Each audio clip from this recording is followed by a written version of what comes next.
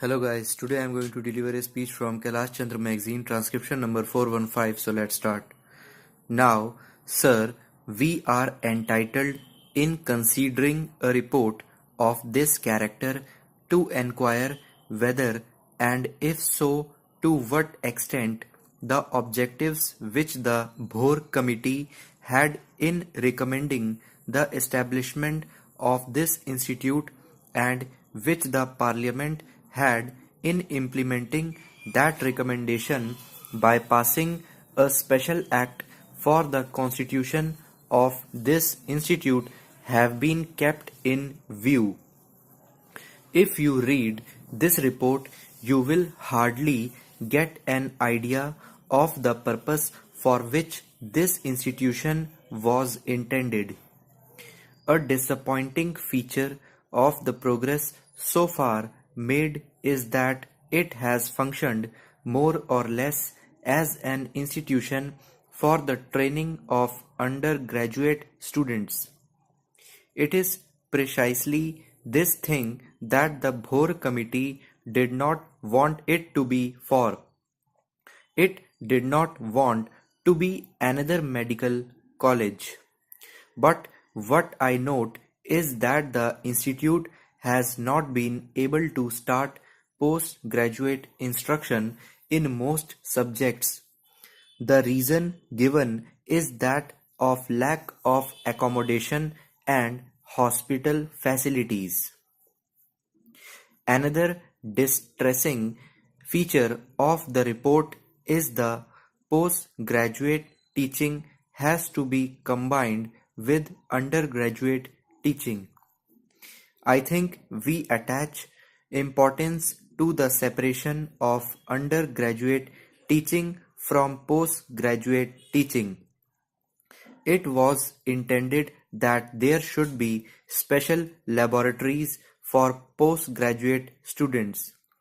Unfortunately, the report says that postgraduate teaching laboratories had to be shared with undergraduate teaching laboratories. Now, it was not necessary for us to have another medical college. With the amount of rupees 11 crores, we could have established a number of other medical colleges. We could have established even postgraduate courses in those colleges. We have the MSc degrees and postgraduate diplomas in the postgraduate departments of our universities which have medical faculties. This was to be a particular type of institution, and I think it is a legitimate criticism to offer that the purpose which was sought to be achieved by the establishment of this institution is being lost sight of, is not being kept in view. Then it is disappointing to note that for the postgraduate teaching there are no students from states other than the Delhi state in the institution. It has been practically a Delhi college, but it was intended that there would be students and there would be teachers of medicine who would be coming to this institution from all parts of the country. Then we have been told that there are a number of subjects in which postgraduate instruction is being given. I think that our reputation for medical scholarship cannot be built up in a sound way unless our research standards equal those of European and other Western countries. I do not say that 2 years is a good enough time for all these things to be done, but we should have liked to have some indication of the progress made in this direction. It is possible for anyone who is working in the institute, who is doing research, to give some information, but We are entitled to know something more than that. We are entitled to know what is your research, how has that research been received by those who are competent to judge the value of that research, how far is that research of value to the community generally.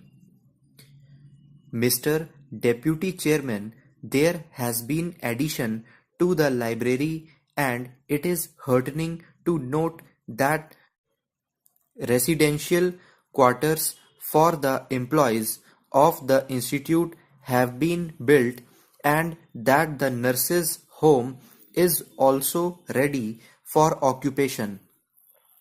We have in this institute, I think, a nursing college, and I would like the Honorable Minister, when he replies, to give an indication of the appeal which this nursing college has made to the women of this country. We want some nurses of the highest professional standards. But I do not know whether we are getting the right type of material in this institution. Then the report frankly admits that the construction program has been painfully slow, and for this reason the postgraduate students admitted to the various departments have yet to be restricted. I think an endeavor should be made to go ahead with this construction program because the institute should be made to function in a way in which it was expected to function and as early as possible. I would like to say one or two words about the teaching staff.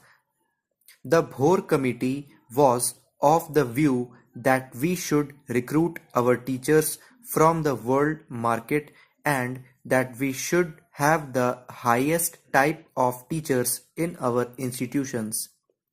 Now a man may be an excellent physician, he may be an excellent working surgeon, but that does not make him, in my view, an excellent professor of medicine or surgery.